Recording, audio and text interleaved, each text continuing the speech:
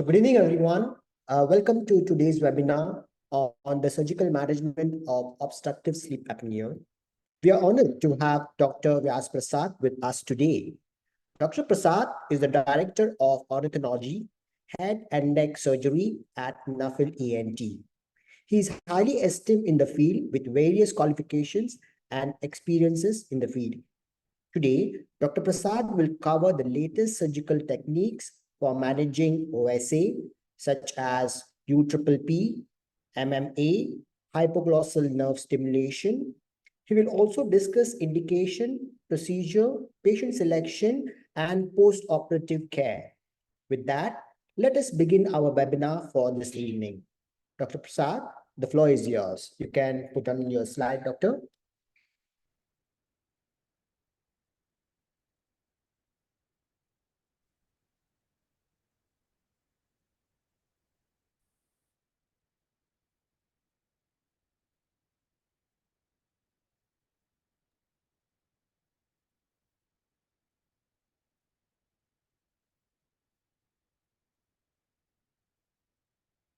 Thank you very much, Jayesh, and good evening to everyone who's made time to attend this talk. Thanks very much for doing so.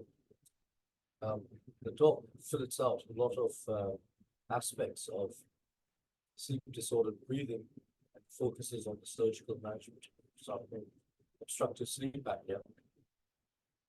I think it would be worthwhile to just go through a few of the rudiments before we discuss surgery.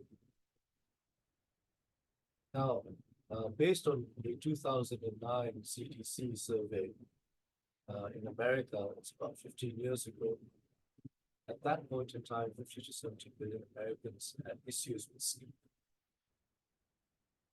Now, most adults should be sleeping 7 to 9 hours. That happens to be rather rare in Singapore.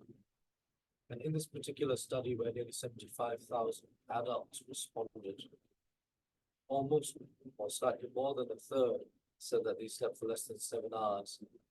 Almost half snored.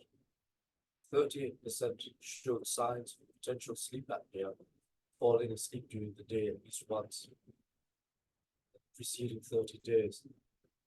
More worryingly, about 5% reported nodding off or falling asleep whilst driving a vehicle, which very much is in keeping with sleep apnea.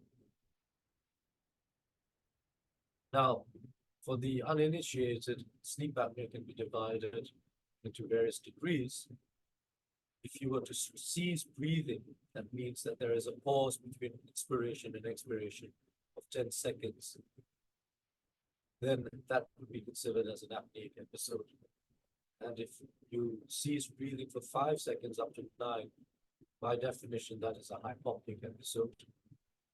Also, hypopneas can be measured from the point of view of flow, where 50% of the normal flow is reduced. That is more difficult to explain. And finally, respiratory effort-related arousals occur in patients or subjects that don't actually have apneas or hypopneas. But what is happening is that perhaps they cease breathing for 4 seconds or so. But more importantly, they start to move and they start to shake, and you can see a lot more activity in them in their attempt to breathe better whilst they're asleep. Now, these indices are all picked up in a sleep study. What are the symptoms of sleep apnea?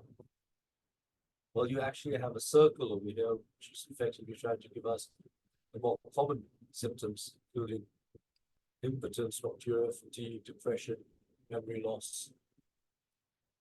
You can see that all these symptoms are symptoms that are not uncharacteristic of any of us on occasion, or maybe more so.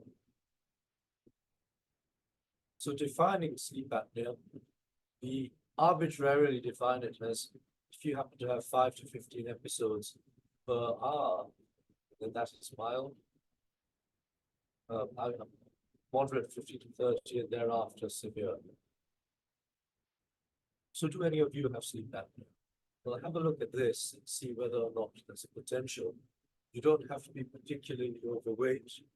There are many patients who are underweight or the right weight who also have sleep apnea. But generally speaking, weight is one of the biggest factors contributing to it. And in so, the loss of weight actually improves a lot of the problem. Drugs, sleeping tablets, muscle relaxants, they all contribute because when you're asleep, the tone in the muscles reduces. And these drugs, in effect, reduce tone in any case during the day and at night. It's quite frightening when you see what the causes or the sequelae, consequences are of sleep apnea, including stroke, death, depression. I think motor accidents is quite common, certainly in the West. So a sleep study.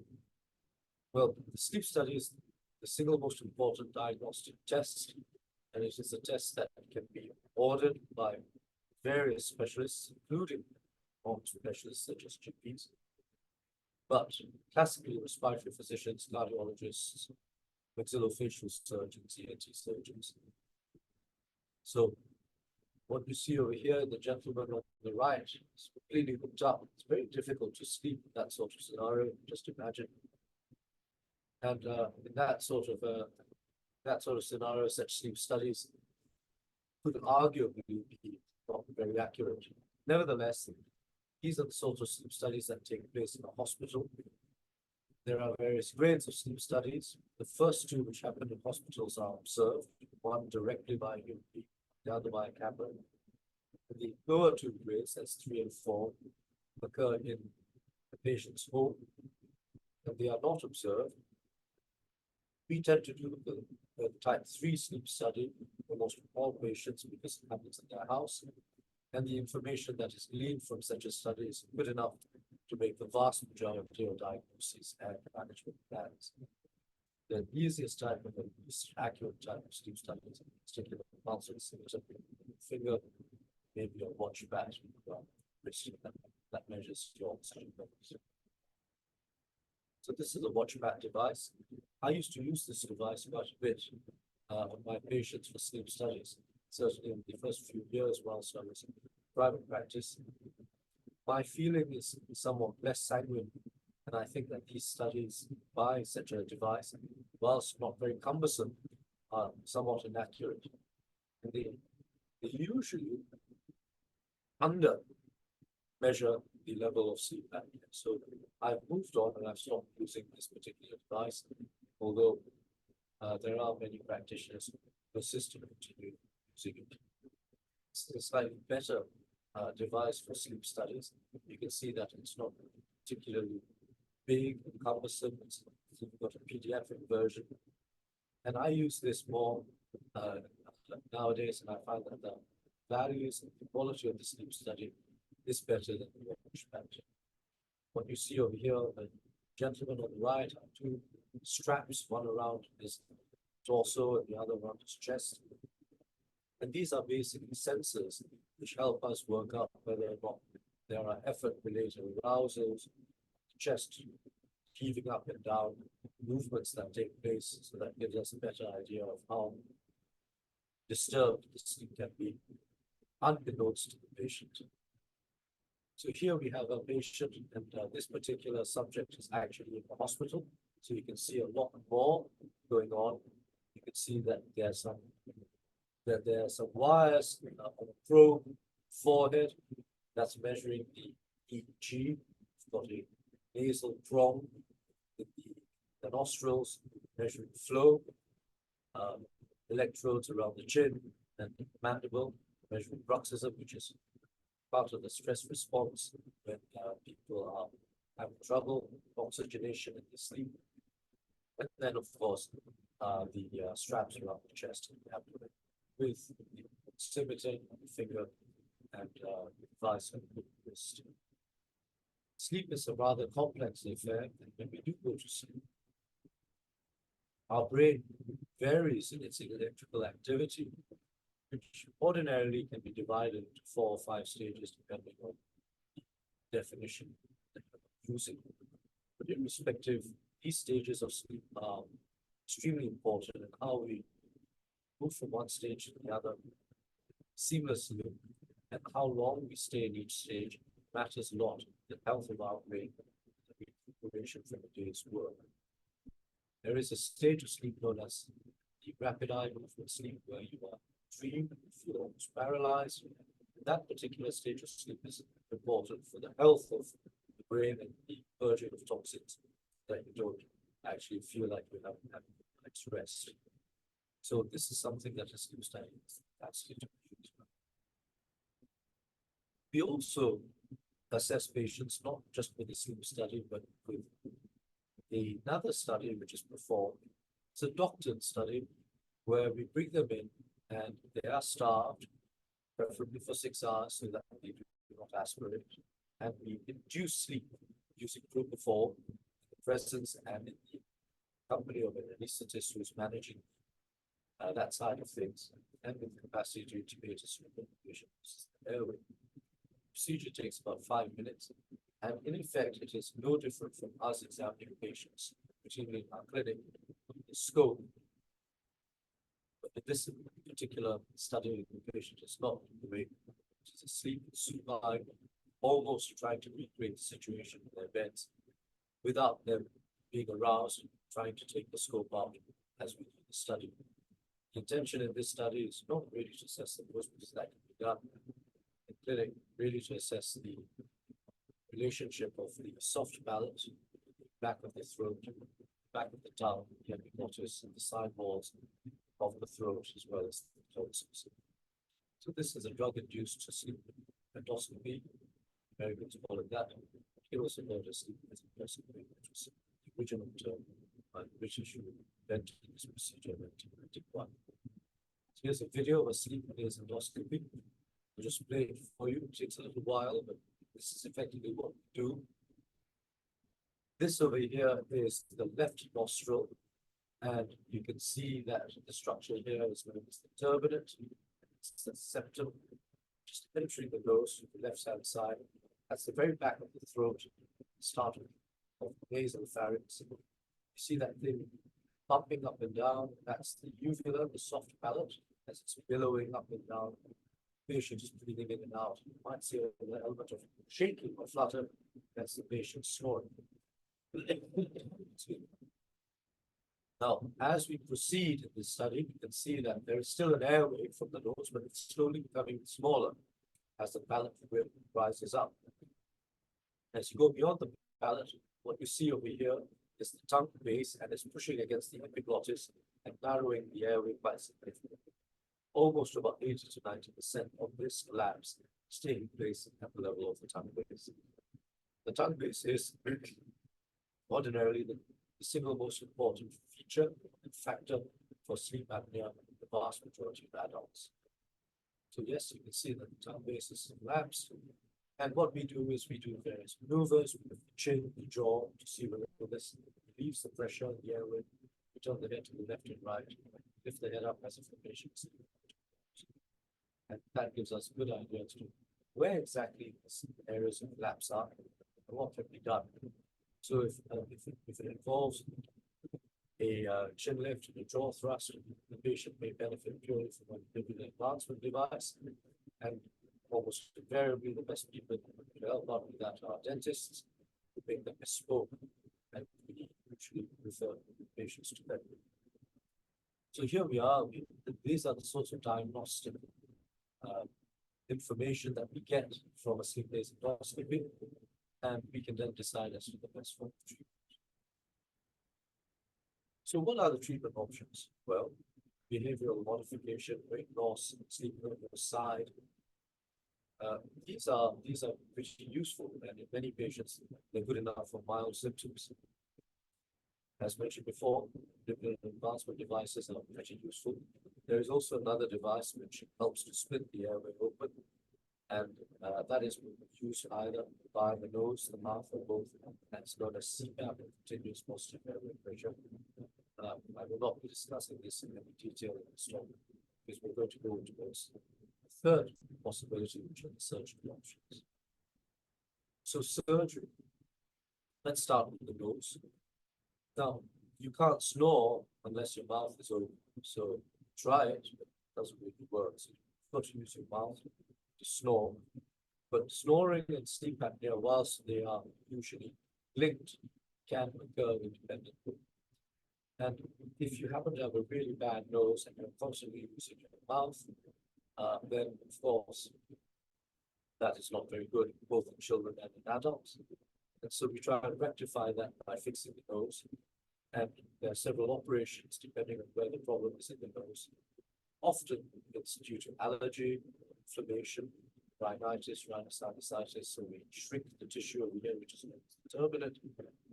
That can be done in various ways. We straighten the partition to make it better. Both sides of it better. Sometimes there may be a collapse in the side wall of the nose, which is just over here. It gets sucked in. We strengthen it by putting a bit of cartilage there to hold it together so that it doesn't collapse. Ordinarily, nasal surgery will not cure sleep apnea, but it certainly helps the patient both during the day and at night. If it's a huge source of problem, I certainly would recommend nasal surgery as part of the treatment for sleep apnea, but certainly not as a solution. So what about the palate? Well, we saw the palate abutting the back wall of the throat just over here, just in this region here. The soft palate varies in individuals, shorter, longer, thicker, fatter. But the soft palate plays a rather important role during the day. It's extremely important that we swallow and we speak. So excessive surgery that needs to take away that soft palate and create more space can result in food that you swallow going through your nose, nasal regurgitation. It can change and alter the voice. And it also can cause the patient to have a feeling of something stuck in the back of the throat, which is like a globus-like sensation, almost like a ball stuck in the back of the throat. This only there is a patient that you can see has had that palate quite happily removed. Whilst these procedures theoretically seem to make sense, many patients who've had palatal surgery don't always have very good results with sleep apnea. And about 50% of them will have recurrence after a year of their apneic events. As they age, the palate that has been left behind starts to become floppy, purely due to the laxity that is part of aging. Palatal surgery is extremely painful. It bleeds occasionally, and that can be quite challenging to treat. More importantly, terrifying to the patient who's spitting up blood. So it's not without its risks. Its benefits are dubious on occasion. But there are patients who will benefit from palatal surgery. That palatal surgery can involve much more minimally invasive procedures, where rather than cutting out parts of the palate, you just stiffen the palate by passing it in the substance of the palate. That sort of creates fibrosis, reduces the thickness and the length of the palate, as well as its laxity. So there are more minimally invasive procedures for the palate, and these are not permanent, they're temporary as well. This is what the patient really looks like for the tonsillectomy or an appendectomy. That's obviously the nose. That's the tube there that allows them to be ventilated. There's a blade that keeps the tongue down. You can see right tonsil and the left tonsil there. That's the usual. So the tonsils in patients who have massive tonsils do contribute to airway narrowing, but the decision to remove them purely on the basis of size, and therefore equating to a marvelous improvement in their apnea, hypopnea index, a reduction in sleep apnea, can somewhat be wrong. And that is purely because you are still left with the side wall of the throat that can be rather floppy and a very big neck, which causes the walls of this throat to be sucked in as the patient aspires. So it's important not to be fooled that just because you're taking big tonsils out, that will cure the patient. So it can help the patient, but it doesn't necessarily always do so. Is it necessary to remove the whole tonsil? How about just removing a bit of it or shrinking it? So there have been studies where patients have had the bulk of their tonsil, which is sticking up, extirpated using a laser ablation.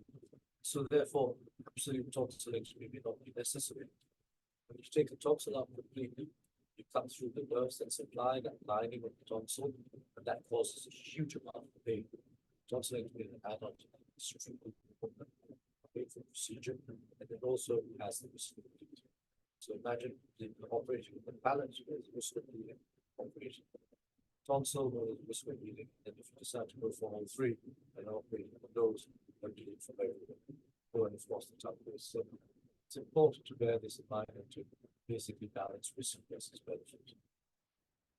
Adenoidectomy, tonsillectomy is different in the case of children. In the case of children, which I've not split the talk up with, but I think it's important, that sleep apnea in children is almost always, but not always, due to large adenoids and tonsils. And in this particular group, patients that are not getting better, children that are not getting better as they age, adenotonsillectomy is a curative operation, and certainly one which has been proven the best option. So I think it's important to very clear adenotonsillectomy children growing adenotonsillectomy adults. Dubious may help, also has its side effects. What about the different types of related surgeries that are currently practiced?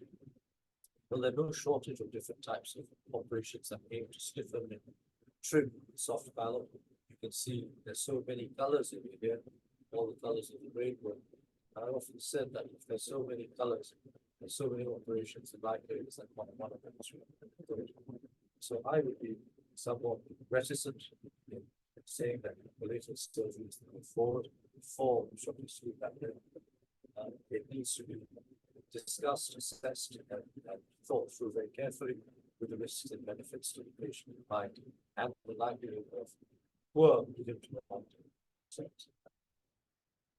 So I mentioned radio frequency of the soft palate, so due to the tongue base. Excuse me. Of patients who have large lingual tonsils, they certainly contribute to obstructive sleep apnea and sometimes distorted both. And you can actually just place probes in this known as a sonoplasty, shrink that tissue. These procedures have been demonstrated to work. They are not cures. The problem actually comes back after a few years. But then there's always the argument that there's a very big difference between reducing the bulk, the back of the tongue, with removing the lingual tonsils. And this particular procedure of removal of the lingual tonsils became rather popular, more so with transoral robotic surgery and the use of a robotic system that was originally designed for the prostate, actually originally for the heart, and then the prostate, where ENT surgeons have found that we can reduce the tonsil at the tongue base. In Singapore, we've had a patient die and actually reports to the hospital in 2018. He exsanguinated a few days after his operation, asphyxiated and died. So I think chopping up lingual tonsils, but remember that it's a larger that substance. And even if you don't come across it, the fact that you left the raw area, that raw area not granulating very well, it gets affected, and then thereafter it goes to the artery, causing a catastrophic bleed. It's not something that one should take lightly. The articles based on these sorts of things are available on the internet. I think it's worthwhile for suggesting robotic surgery to be fully aware of raise the condition. There are risks in potential for death. What about trying to get the tongue out of the way, cutting bits of the tongue out? Well, many patients who've had problems with continuous posterior pressure devices and machines, the paradigm shifted to trying to stimulate the nerve that gets our tongue in and out. It's developed, so this sort of technology that is not very far off from other technologies such as popping parts, etc. So what we have here is the wire that is connected via a coupler to the nerve that moves the tongue, more so to its branches, allow the tongue to protrude, so stimulates it. What we have over here looks like the pacemaker sits underneath the muscles that allow us to inspire and expire, which are intercostal muscles, just back to those muscles.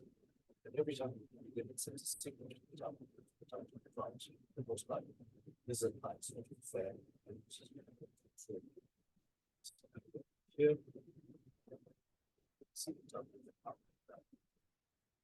So That's effectively what this entire thing is about. Okay, so this is a video by a company that manufactures, this is one of three companies that manufactures hypoglossal plugs. So I'll just let you watch this video its entirety, it's not very long. Mike has moderate to severe obstructive sleep apnea. After years of struggles and constantly being tired, Mike found helpless. Then Mike found how to inspire. Inspire is the goal of activity. Obstructive sleep apnea treats the cause of sleep apnea. Just but sometimes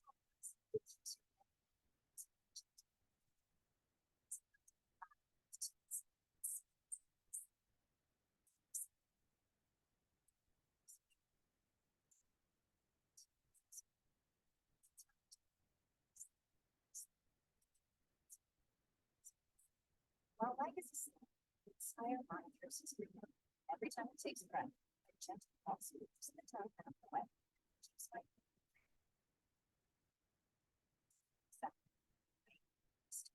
This has been a total game changer for Mike. Mike is getting more out of life and back to being his old self again.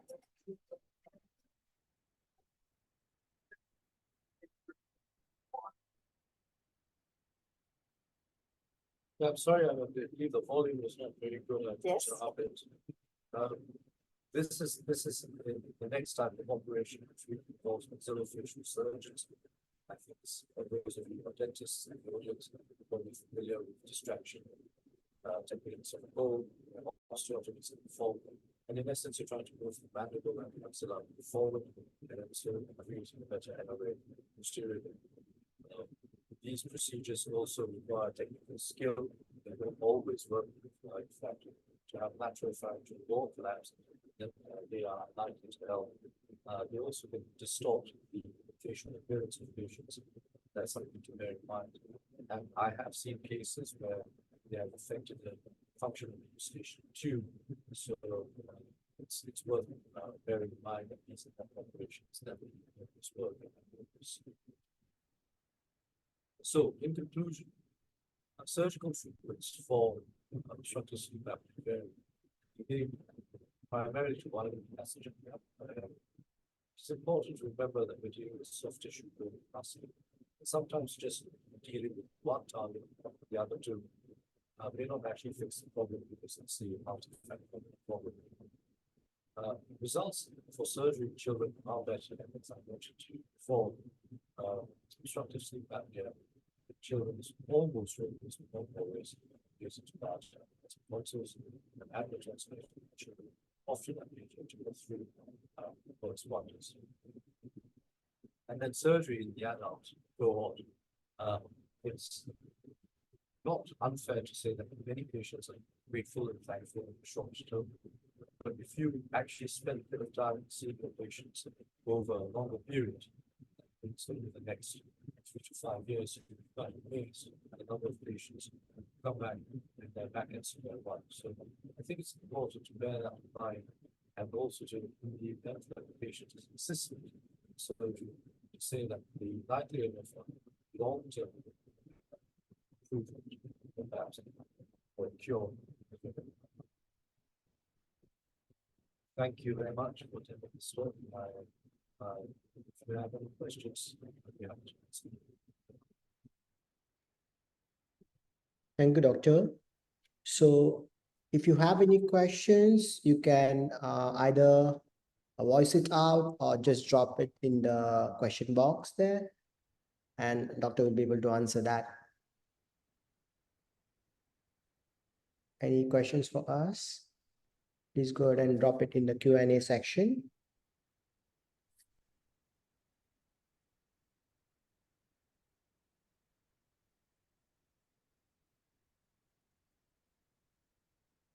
Meanwhile, you can also submit your attendance for the webinar here by trying to scan the QR code and submit the form for the webinar. Okay, I have a question over here. Can you hear me? Yep. It's by Kushali. I'll read it out. With the burgeoning field of personalized medicine, how do you envision the integration of advanced genetic phenotype, phenotypic profiling into preoperative assessment for surgical interventions and obstructive sleep apnea? Specifically, how might detailed profiling be utilized to better understand address specific clinical variations in apnea? Doctor, your voice is breaking. I mean, I think that it's a good question, but actually, sleep apnea isn't just about the genetic and phenotype profiling. Will probably involve a whole host of factors. Anthropometric, body mass index, comorbidities including diabetes and any other neurological conditions, medication. That includes medication, not just muscular relaxing tablets, etc., but a whole host of things. So maybe in the future, where we have a far superior system with artificial intelligence and clever scanning technology, scanning techniques both in the patient awake and asleep. Yes, maybe we can get to a stage where we can integrate all this data and then say, you actually need a particular auxiliary advancement, or you need a bit of this and perhaps a little bit of tolerance reduction. But I think we're very far away from it. At the moment, the way we do things is still pretty primitive. Our surgeries, on the whole, I would say simplistic, perhaps also quite rudimentary. And we haven't really mitigated the impact of our surgery on how patients are when they are awake. Because whatever you want to do to suit a human being while they're asleep, you've got to also remember that whatever it is that you are working on has equally important, but more important than one. So I think all these factors are tricky to put together, but yes, maybe there is. But at the end of the day, you've got to progress where we are, which isn't too bad. At least we're thinking about other ways of doing it done, which is a start. That may not be ideal, but it's better than the individual tonsillectomy, which has the potential for serious risk. Any other questions?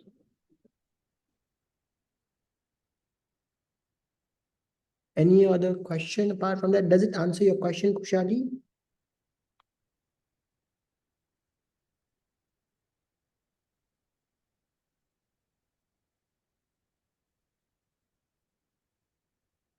Any other question?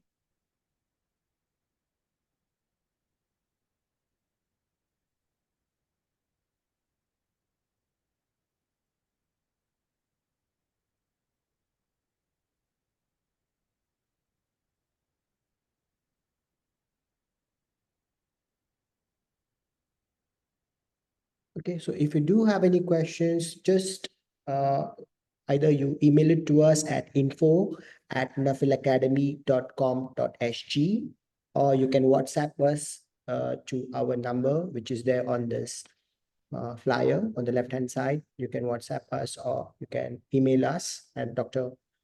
Vyas would be able to answer it for you. With this, we thank Dr. Vyas for informative webinar. Thank you, Doctor, so much for taking time out and enlightening us with this important topic. Thank you for today. Thank you, Doctor.